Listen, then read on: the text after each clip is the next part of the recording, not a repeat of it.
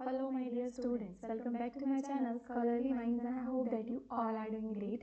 So guys, यहाँ पे एक जो आपका सबसे बड़ा इशू है कि MHI 104 की क्लास क्यों नहीं आई फाइनल रिवीजन, तो उसके पीछे का रीज़न ये था कि लास्ट नाइट जब हम रिवीजन क्लास कर रहे थे तो उसमें बीच में लाइव क्लास में वाईफाई का इशू आ गया था, जिसकी वजह से वो क्लास वहीं पे बंद हो गई थी। इसी वजह से मैं इसको बाद में अब रिकॉर्ड करके अपलोड कर रही हूँ। तो अगर आप हमारे चैनल पे नए हैं एंड आप इग्नू से एमए हिस्ट्री कर रहे हैं तो हमारे चैनल को सब्सक्राइब ज़रूर कर लीजिएगा। इस वीडियो के अंदर मैं जितने भी most important questions and topics आपके एग्जाम पॉइंट ऑफ व्यू से हैं उनको विद आंसर्स डिस्कस करूंगी। इंग्लिश एंड हिंदी दोनों लैंग्वेजेस में जो है हमारे आंसर्स होंगे। उसके अलावा दोस्तों, जो मेरी पुरानी प्लेलिस्ट है, स्पेशली जो क्वेश्चंस मैंने अभी रिसेंटली जून 2025 सेशन में अपलोड किए थे, आप उन वीडियोस को ज़रूर देखिए बिकॉज वहाँ पे मैंने जो कंटेंट है वो यूनिट वाइज अपलोड किया हुआ है, मतलब यूनिट्स के अकॉर्डिंग जो भी इंपॉर्टेंट क्वेश्चन थे बुक के वो अपलोड किए हुए हैं।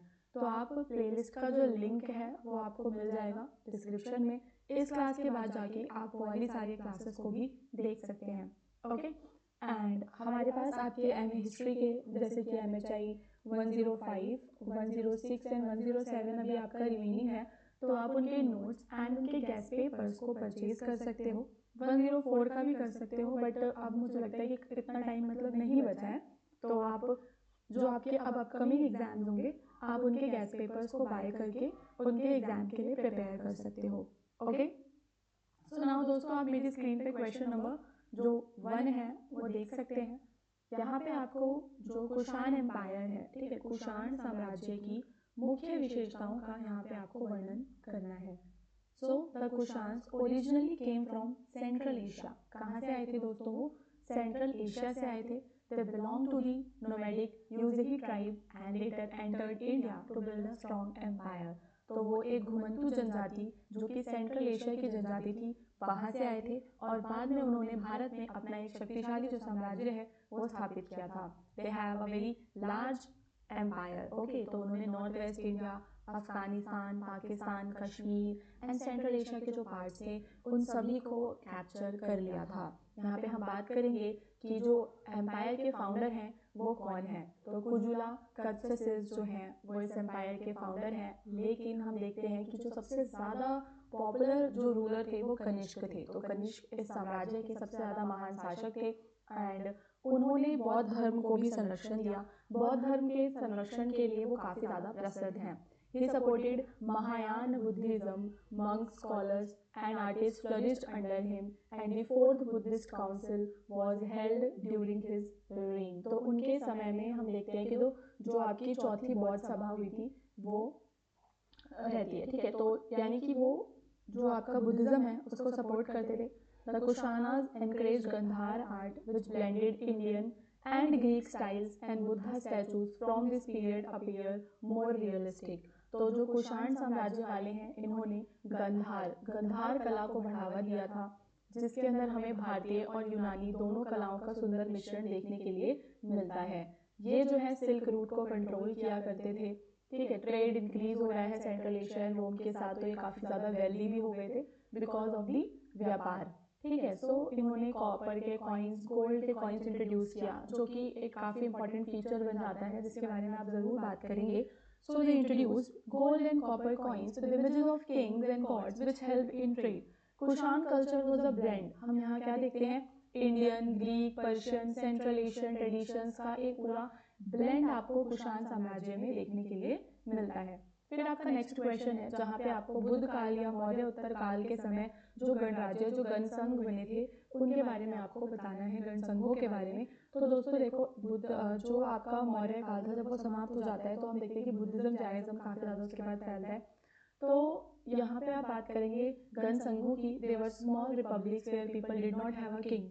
यहाँ पे अब कोई राजा नहीं है, इंस्टेड कौन है? जो बड़े बुजुर्ग होते हैं घर के एल्डर्स, वो सब चीफ मिलकर एक साथ रूल करते हैं। अगर हम बात करें गणसंघों के मेन फीचर्स की, तो यहाँ पे आपको कोई भी सिंगल जो किंग है वो नहीं देखने के लिए मिलेगा। ऑल्सो जो भी डिसीजंस लिए जाएंगे गाइस वो मीटिंग्स के थ्रू लिए जाएंगे। So all important decisions were made in meetings called sabha. Members discuss and voted. आप वहाँ पे जो मेंबर्स हैं वो चीज़ों को डिस्कस करेंगे, उन पे वोट देंगे। उसके अलावा ये मेंबर्स के बीच में इक्वालिटी को प्रमोट करता है। So all members had equal power and could give their opinion. Only elite family usually इसमें पार्टिसिपेट करती थी, मतलब जो भी आमतौर पे जो उच्च वर्ग के होते थे वो ही इसके अंदर शामिल हुआ करते थे। बट हमें फिर भी यहाँ पे काफ़ी इक्वालिटी देखने के लिए मिलती है। तो दीज थ्री के बाद आप देखोगे कि यहाँ पे वॉरियर कम्युनिटीज़ थी। ये जो है योद्धा समुदाय के थे जो अपने क्षेत्र की सुरक्षा मिलकर करते थे। During Buddha's period, many Gansangh were active. Buddha often visited these republics and preached there. तो बुद्ध के समय में हम कई सारे गणसंघों को देखते हैं और बुद्ध ने यहाँ पे यात्राएं की और यहाँ पे आके दोस्तों उपदेश भी दिए थे। कुछ एग्जाम्पल्स में आप वज्जी का एग्जाम्पल दोगे, लिच्छावी हो गया आपका, शाक्य, मल्लाज, कोयली, कोलिया, गना। ठीक है, तो ये सारे आपके गण हैं जिनके बारे में आप एग्जाम्पल्स देके बता सकते हैं कि कौन सा कहाँ पे था। तो वज्जी जो कि आपका लिच्छावी क्लैन के बारे में आपने सुना भी होगा। I am sorry, it included 8 clans, the largest being the Licchavi. Okay, तो वज्जी पूरी कॉन्फेडरेसी थी जिसके जो कि बहुत ज़्यादा मोस्ट फेमस गणसंघ था। एंड लिच्छावी एक रिपब्लिक था नॉर्थ बिहार के अंदर। शाक्य जहाँ पे गौतम बुद्ध का जन्म होता है कपिल वास्तु में। एंड आपके उसके अलावा मल्लाज हैं जहाँ पे बुद्ध ने महापरिनिर्वाण को अटेन किया था। एंड कोयली गना जो कि शाक्यास का एक नेबर रिपब्लिक था। तो पोस्ट मॉडर्न पीरियड में हम देखते हैं कि after the Mauryas big kingdom like Kushan and Satavahanas आ जाते हैं, जिसकी वजह से आपके ये जो गणसंघ है इनका डिक्लाइन हो जाता है। तो मौर्यों के बाद कुषाण और सातवाहन जैसे बड़े राज्य शक्तिशाली हो गए, छोटे गणसंघ उनका मुकाबला नहीं कर सके, इसलिए धीरे धीरे समाप्त हो गए। फिर आपको यहाँ पे पॉलिटिकल प्रोसेस के नेचर के बारे में पूरा डिस्क्राइब करना है। सो किसी भी political process, I am really very sorry, एक बार फिर से क्वेश्चन को रीड करते हैं। So analyse the nature of political processes in peninsular India between the 6th and 8th century. तो 6ठी से लेकर 8वीं शताब्दी के बीच में इंडिया में क्या हो रहा था, कौन कौन से बदलाव हो रहे थे, उनके बारे में बात करेंगे। तो बिग एंड स्मॉल किंगडम्स हमें देखने के लिए यहाँ पे मिलते हैं। तो रीजनल किंगडम्स का राइज हो रहा था। ठीक है, तो big and strong regional kingdoms emerge. The important ones were Pallavas, Chalukyas, Pandyas, Cheras. They competed for control over land and trade route. तो ये क्यों कम्पीट करते थे? क्योंकि इन्हें लैंड और ट्रेड रूट पे क्या करना था, फुल कंट्रोल चाहिए था। उसके अलावा कॉन्स्टेंटली वॉर्स हुआ करती थी पल्लवास, चालुक्यास के ऊपर, क्योंकि वो कृष्ण और तुंगभद्रा रिवर वाला जो रीजन है उसको कंट्रोल करना चाहते थे। एंड पूरा फ्यूडल सिस्टम जो है वो धीरे धीरे ग्रो कर रहा था, जिसको हम कहते हैं सामंत सिस्टम। तो लोकल चीफ जिन्हें सामंत कहा जाता था, they became very powerful. Kings gave them land in return for military support, taxes and loyalty. Some samantas later became independent. और बाद में जो हमारे सामंत हैं वो स्वतंत्र हो जाते हैं। जो रूलर्स हैं वो टैक्स फ्री लैंड देते हैं, ब्राह्मण को टेम्पल्स देते हैं, रिलीजियस इंस्टीट्यूशंस देते हैं। एंड तो जो यहाँ पे टेम्पल्स ग्रो होंगे उसके पीछे का रीज़न क्या होगा कि जो रूलर्स हैं वो उन्हें ग्रांट्स प्रोवाइड करेंगे। तो शासक ब्राह्मणों, मंदिरों और धार्मिक संस्थाओं को कर मुक्त भूमि दान दिया करते थे। इससे ब्राह्मण शक्ति और मंदिर की अर्थव्यवस्था दोनों में क्या हो देखने के लिए मिलेगी, आपको वृद्धि देखने के लिए मिलेगी। टेम्पल्स जो है वो काफ़ी ज़्यादा इंपॉर्टेंट पॉलिटिकल इकोनॉमिक इंस्टीट्यूशंस बन जाएंगे, because they will own land, they will maintain records of the people, वो ट्रेड को एनकरेज करेंगे एंड लोगों को एम्प्लॉयमेंट प्रोवाइड करेंगे। That is why temples will become major economic centres also. यहाँ पे नए पूरे एडमिनिस्ट्रेटिव सिस्टम का आप राइज होता हुआ देखोगे। तो जो राजा होंगे उन्होंने नए मेथड्स डेवलप कर लिए हैं, विलेजेस में असेंबलीज लगाना, लोकल गिल्ड्स को बनाना, ठीक है, और वंशानुगत अधिकारियों को रखना। लोकल गवर्नमेंट हम देखते हैं कि वो धीरे धीरे अब क्या हो जाएगा, उनका शासन और भी ज़्यादा मजबूत हो जाएगा। ट्रेड जो है आपका इनलैंड होगा, ओवरसीज, दोनों जगह पे आप ट्रेड को भी देखोगे। ठीक है, विदेशी व्यापार भी होगा और स्थानीय भी होगा। ठीक है, जो रूलर्स हैं वो शैविज्म, वैष्णविज्म, जैनिज्म, बुद्धिज्म, इन सारे जो आपके धर्म होते हैं इनको सपोर्ट भी करेंगे और इनको पैट्रनेज यानी कि संरक्षण भी प्रदान करेंगे।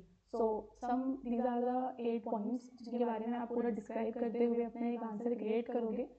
मैं चाहती हूँ कि आप जो है ये सारे पॉइंट्स को अपनी नोटबुक में नोट डाउन कर लो और उसके बाद एक बार जब उन्हें आप रिवाइज करोगे तो आप एग्जाम में काफ़ी बेटर तरीके से आंसर कर पाओगे। फिर आपका क्वेश्चन है जहाँ पे आपको कैरेक्टरिस्टिक्स जो होते हैं अंडर जो स्टेट के कैरेक्टरिस्टिक्स हैं दिल्ली सल्तनत के अंतर्गत उनके बारे में बताना है, लेकिन आपको फ़ख्र मुदब्बिर और ज़ियाउद्दीन जो बर्नी हैं उनके बारे मतलब उनके जो वर्क हैं उनसे रेफरेंस लेते हुए समझाना है। ओके, सो हम क्या देखते हैं, सबसे ज़्यादा ये जो बताते हैं कि आपका जो दिल्ली सल्तनत है वहाँ पे आर्मी जो है काफ़ी ज़्यादा स्ट्रॉन्ग सेंट्रलाइज था। तो Fakhr Mudabbir emphasise that sultan held supreme power. किसके बारे में बताते हैं कि सुल्तान के पास सुप्रीम पावर थी and he was the head of the administration, army and justice system. All officials worked under him. तो सारे के सारे जो ऑफिशियल्स हैं वो सुल्तान के आदेशों का पालन किया करते थे। जिया बर्नी ने भी लिखा कि सुल्तान की अथॉरिटी एब्सोल्यूट है एंड उसकी कमांड ही, उसका आदेश ही अंतिम है। इम्पोर्टेंस थी लॉयल्टी की, और एक जो वेल ऑर्गेनाइज्ड आर्मी है यहाँ पे हमें देखने के लिए मिलती है। तो Fakhr Mudabbir described in detail the need for a disciplined army. He stressed on proper training, equipment and loyalty of the soldiers. तो जो भी हमारे सोल्जर्स हैं उनको प्रॉपर ट्रेनिंग मिले, उनको हथियार मिले। और बर्नी ने हाईलाइट किया कि sultan must keep the army satisfied. आपकी जो आर्मी है, आपको अपनी आर्मी को क्या रखना है, सेटिस्फाइड रखना है। समय पे उनको सैलरी वगैरह देते रहो, रेगुलर पेमेंट्स, तो वो कभी भी आपके खिलाफ नहीं खड़े होंगे। ओके, तो समय पर वेतन देना चाहिए ताकि विद्रोह को रोका जा सके। कड़ी कानून व्यवस्था थी। तो both scholars agreed that strong law and order were essential. दोनों विद्वानों को क्या मानना था, मजबूत कानून व्यवस्था जरूरी है। फ़ख्र मुदब्बिर said that the Sultan must punish criminals and rebels to maintain stability. Barni wrote that harsh punishment keep nobles and common people disciplined. तो आपको दोनों के व्यूज़ को लेके चलना है। फ़ख्र के जो फ़ख्र ए मुदब्बिर हैं उन वो क्या कहते हैं कि जो भी अपराधी और विद्रोही होते हैं उनको कड़ी सज़ा देनी है। अगर आपको स्थिरता चाहिए तो उन्हें कड़ी सज़ा देनी पड़ेगी। और बर्नी भी यही कहते हैं कि कड़ी सज़ा से वो अनुशासित रहते हैं।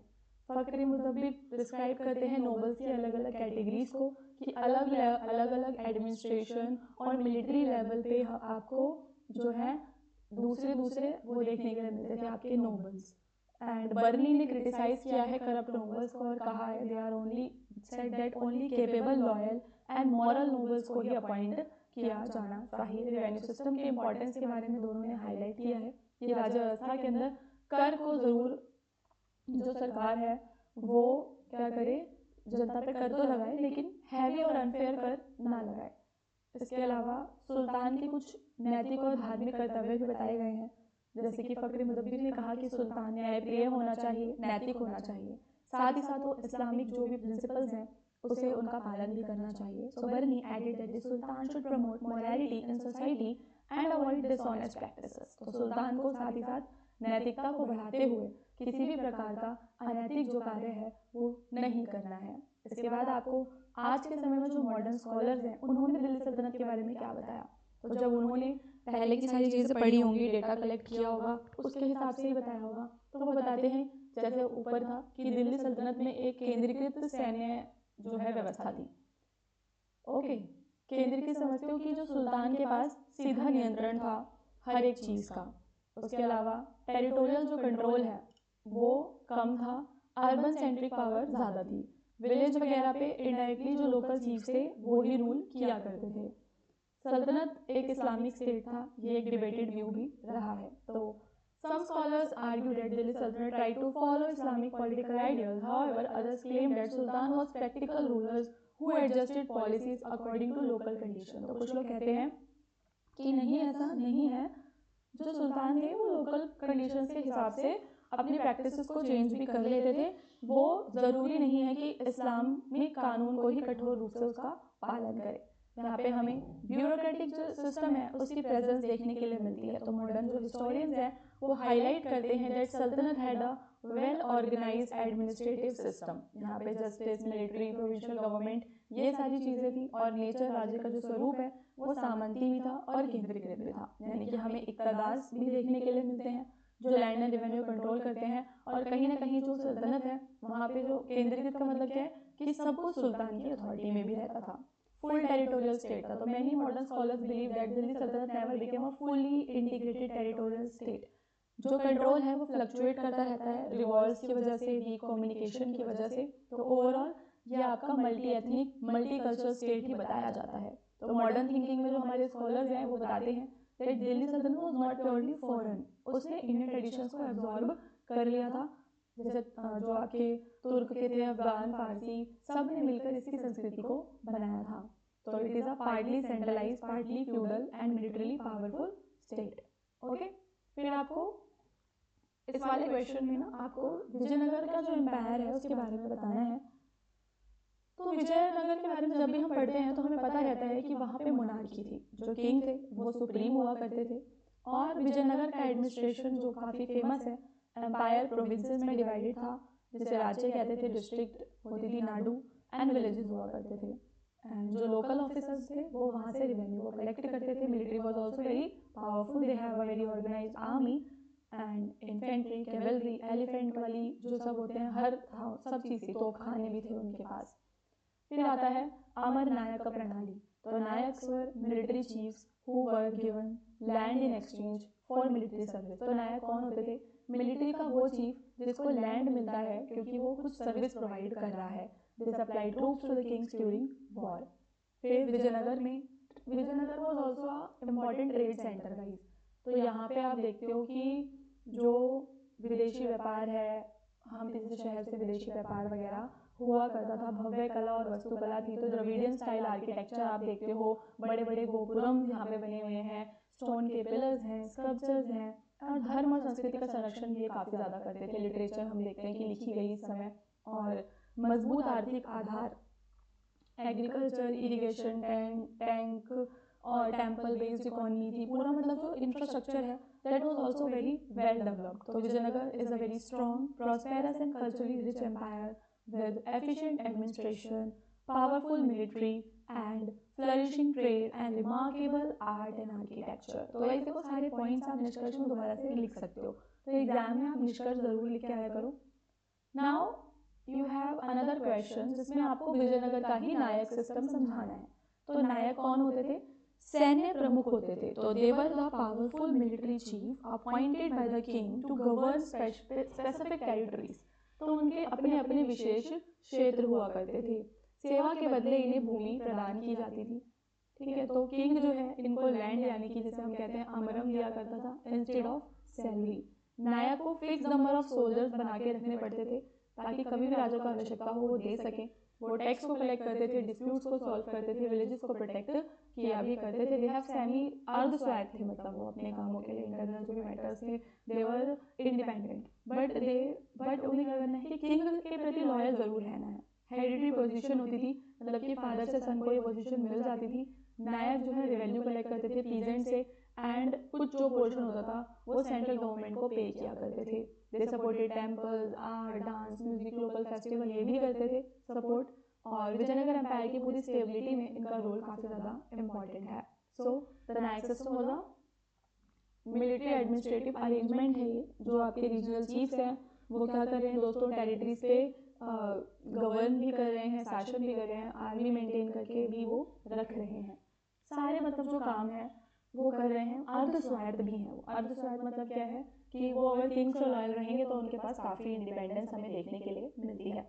फिर है कि मुगल एम्पायर के अंतर्गत मनसबदारी जो सिस्टम है, तो it was the military administrative system introduced by the Akbar to organise the army administration. जो मनसबदार का रोल है उसकी दो रैंक होती थी।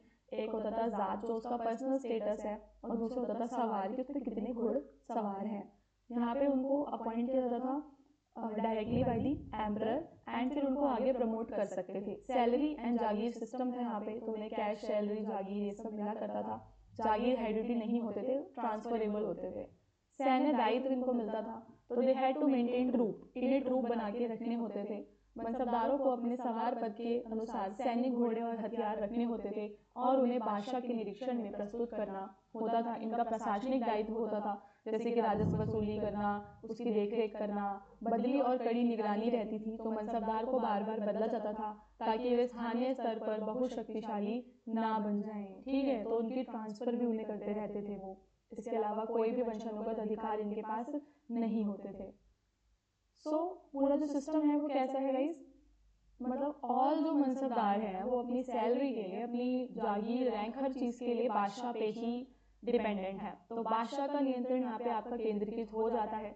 सो mansabdari system was the highly organise military and administrative framework. इसमें आपको सेंट्रल कंट्रोल देखने के लिए मिल रहा है, मुगल एम्पायर को ये स्ट्रॉन्ग एंड स्टेबल बना रहे हैं। देन है आपको मुगल्स के अंडर जो प्रोविंशियल और सेंट्रल सिस्टम था, आप उसके बारे में बताएंगे। तो सर्वोच्च सत्ता के रूप में बादशाह है। The Mughal emperor was the head of the state, army, justice and administration. उसकी जो अथॉरिटी है वो एब्सोल्यूट है। उसके बाद दोस्तों वकील और वजीर जो होते हैं वो उनका मतलब राजा के प्रतिनिधि माने जाते हैं। वजीर साम्राज्य की वित्त और राजस्व नीति का प्रमुख अधिकारी था। दीवाने कुल, ये सारे नाम आपको याद करने पड़ेंगे कि सबसे ऊपर बादशाह, फिर वजीर, उसके बाद दीवाने कुल जो वित्त विभाग के होते हैं। आपके मीर बख्शी सैन्य प्रमुख हुआ करते थे, जो आर्मी को मेंटेन करते थे, मिलिट्री रिकॉर्ड्स को चेक किया करते थे। सद्र उल सुदूर जो रिलीजियस मैटर, चैरिटी वगैरह देखते थे। काजी उल कुजात जो जुडिशियल डिपार्टमेंट देखा करते थे। मीर समान शाही गृह व्यवस्था देखते थे। तो ये सारे नाम आपको नोट डाउन कर लेने हैं एंड आप इनको लर्न कर सकते हो कि किसका क्या काम था।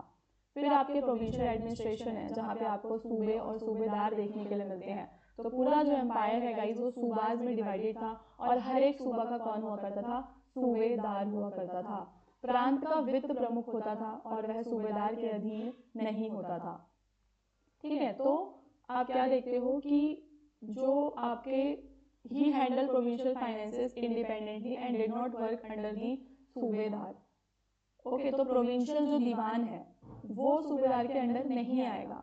प्रांतीय जो बख्शी हैं वो आर्मी को मेंटेन करेंगे, मिलिट्री रिकॉर्ड्स को देखेंगे, काजी और सदर जस्टिस और रिलीजियस अफेयर्स को देखेंगे। जो फौजदार हैं वो डिस्ट्रिक्ट लेवल पे लॉ एंड ऑर्डर को मेंटेन करेंगे। जो व्यापार के मार्ग हैं वो उनको प्रोटेक्ट करेंगे।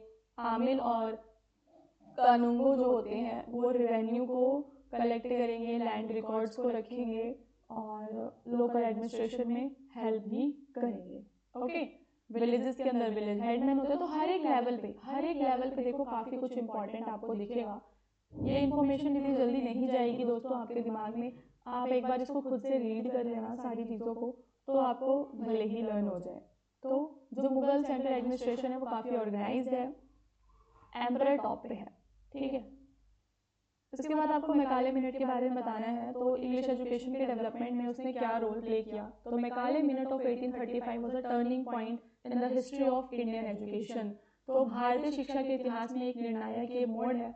It strongly argued that English should replace Persian and classical Indian languages as the medium of instruction. इसने क्या बोला कि इंग्लिश ही होनी चाहिए मीडियम ऑफ इंस्ट्रक्शन। इसका विश्वास था कि वेस्टर्न साइंस, लिटरेचर ये सब पढ़ के लोग और ज़्यादा एडवांस हो सकते हैं और ब्रिटिशर्स को हेल्प कर सकते हैं। मतलब अगर हम एक ऐसी क्लास तैयार कर दें, एक ऐसे लोग तैयार कर दें जिनको इंग्लिश आती हो, तो वो ब्रिटिशर्स को शासन में और ज़्यादा सहायता करेंगे। तो उच्च शिक्षा में इंग्लिश को ही रखा जाता है। The minute also promoted the idea of educating only a small elite group. तो सबको नहीं पढ़ाना है, केवल कुछ लोगों को पढ़ाना है।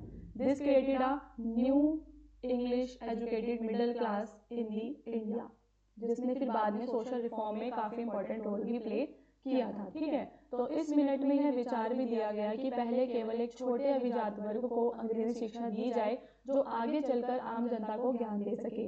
इससे भारत में एक नया अंग्रेजी शिक्षित मध्यम वर्ग तैयार हुआ जिसने सामाजिक सुधार आंदोलनों और बाद में स्वतंत्रता संग्राम में महत्वपूर्ण भूमिका निभाई थी।